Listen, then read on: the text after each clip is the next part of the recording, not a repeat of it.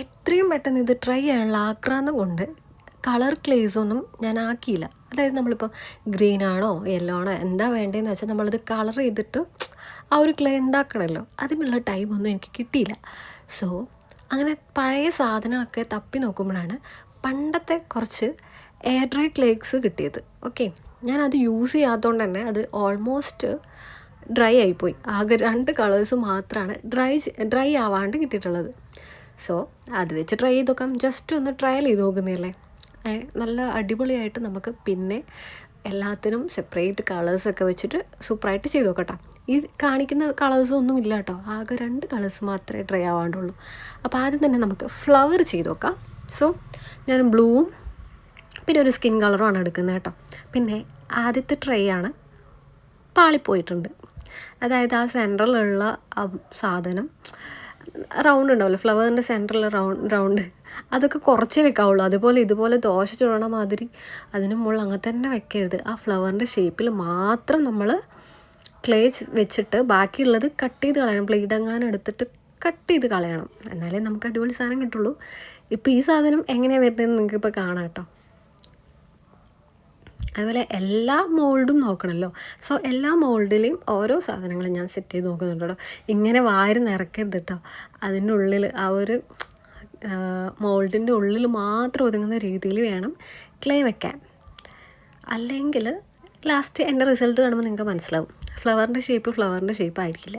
ഇതിപ്പം ഒരു ലവിൻ്റെ ഷേപ്പാണ്. അതിൻ്റെ ഉള്ളിലുള്ള ആ ഒരു റിബൺ മാത്രമാണ് കളർ കൊടുക്കാവുള്ളൂ. പക്ഷെ ഞാൻ കുറേ കൂടുതലായതുകൊണ്ട് ലവ് ഫുള്ളായിട്ട് നിറഞ്ഞു.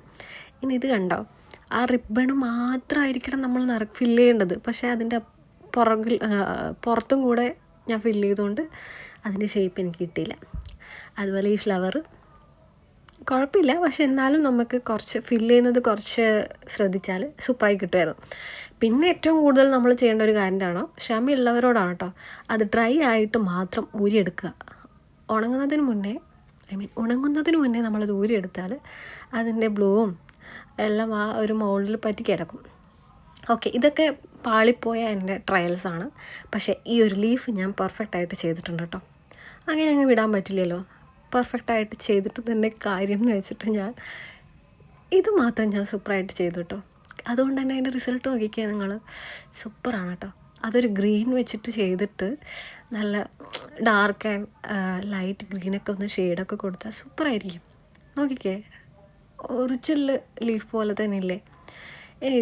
ഇതും ഏകദേശം എനിക്ക് സക്സസ് ആണ്. ഞാൻ ഒന്നേ പറയുന്നുള്ളൂ, നിങ്ങളത് ഫില്ല് ചെയ്തതിന് ശേഷം ഉണങ്ങിയതിന് ശേഷം മാത്രം എടുക്കുക, അല്ലെങ്കിൽ പാളിപ്പോവും.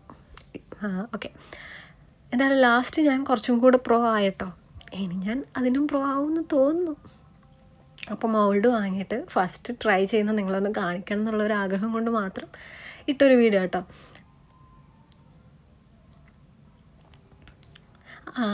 ഞാൻ കുറേ വീഡിയോസ് കണ്ടിട്ടുണ്ടായിരുന്നു, കുറേ ആൾക്കാർ കീ ചെയിൻസൊക്കെ ഉണ്ടാക്കണേ. ഞാനും 2 കീ ചെയിൻസ് ഉണ്ടാക്കിയിട്ടുണ്ടായിരുന്നു. പാളിപ്പോയതാണെങ്കിലും ഞാൻ ഉണ്ടാക്കിയിട്ടുണ്ടായിരുന്നു. അപ്പോൾ ഇങ്ങനെയുള്ള ഇത് കണ്ടോ, റിബൺസൊക്കെ, ഇങ്ങനത്തെ റിബൺസൊക്കെ ഈ മോൾഡിൽ ഭയങ്കര പെർഫെക്റ്റ് ആയിട്ടല്ലേ കിട്ടുന്നത്. നമ്മളത് കൈകൊണ്ട് കുഞ്ഞ് റിബണൊക്കെ ആക്കിയാൽ ഭംഗിയുണ്ടാവില്ല. സോ അങ്ങനത്തെ ടെഡി ബിയറിൻ്റെ കീ ചെയിനൊക്കെ ഉണ്ടാക്കുമ്പം ഒരു റിബൺ ആ ബിയറിൻ്റെ കഴുത്തിൽ വെച്ച് കൊടുത്താൽ ഭംഗിയായിരിക്കില്ലേ. അപ്പോൾ അതിന് വേണ്ടി കേട്ടോ ഞാൻ ഈ മോൾഡ് വാങ്ങിയത്. ഇനി അതും ഒക്കെ വെച്ചൊരു അടിപൊളി കീ ചെയിൻ ഞാൻ ഉണ്ടാക്കി കാണിക്കുന്നതായിരിക്കും കേട്ടോ. അപ്പോൾ ഇഷ്ടപ്പെട്ടെങ്കിൽ ലൈക്ക് ചെയ്യുക, കമൻറ്റ് എന്തായാലും ചെയ്യണം കേട്ടോ.